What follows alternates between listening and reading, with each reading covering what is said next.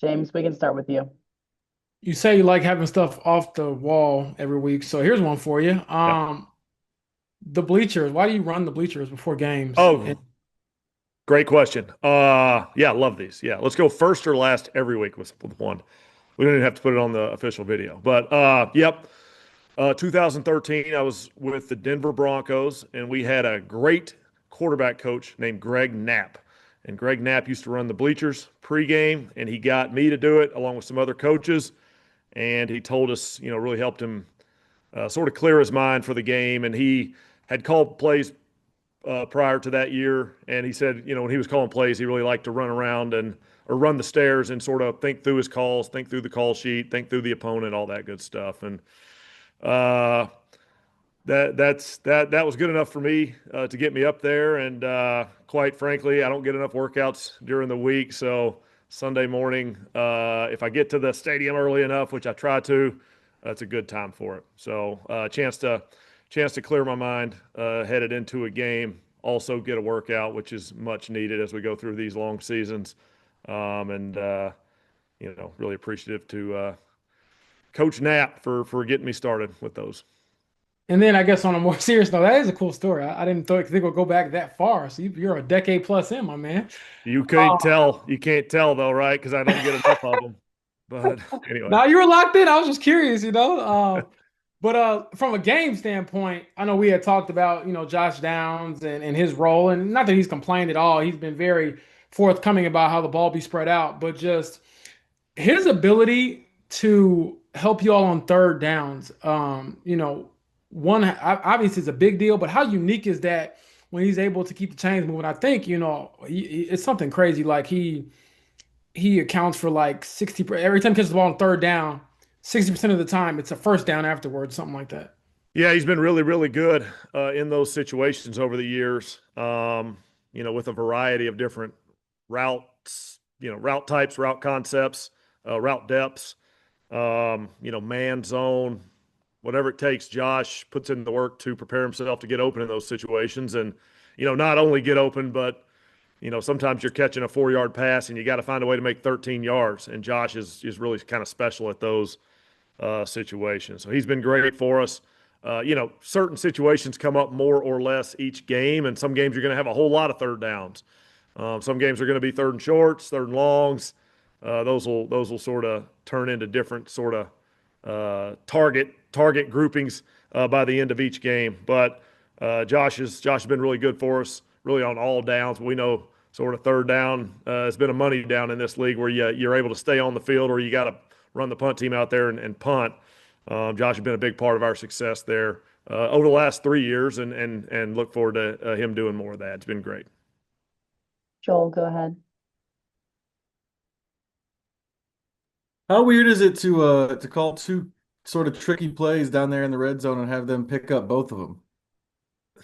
They sure did a good job, didn't they? No, we had a couple plays that we've been working on, some for longer than others.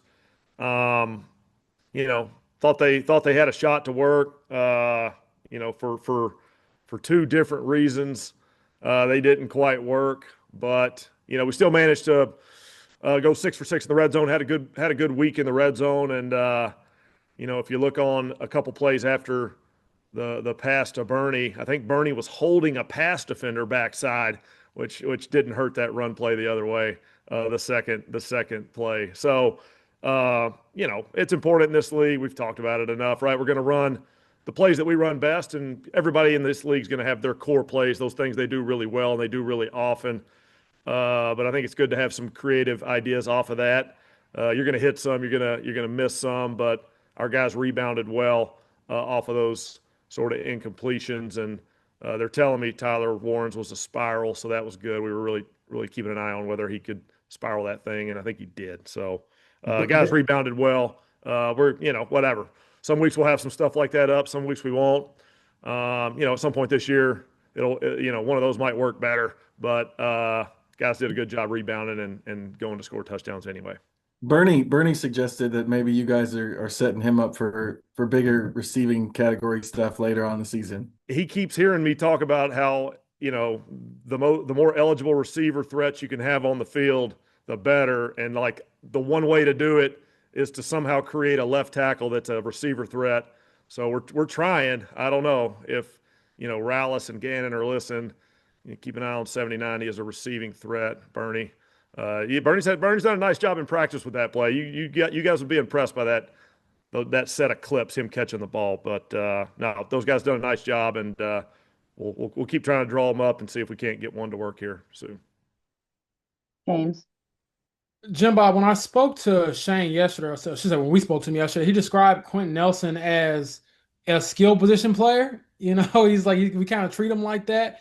We get him out in space, and so how unique is it to have a left guard of that caliber? Yeah, we know his resume and Hall of Fame trajectory, all of that, but just from a day-to-day basis, what is it like scheming up for him, knowing that he has such a unique skill set at his position? Yeah, obviously an excellent player in this league and has been for a long time, and will continue to be for a long time.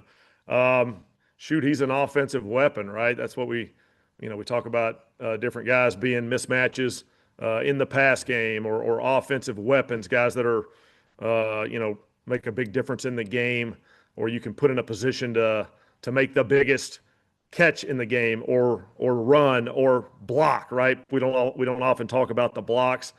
We do try to put Quinton in some of those positions to be in a very important block in a very important moment, because he tends to come through on those things. He's been so good for so long around here.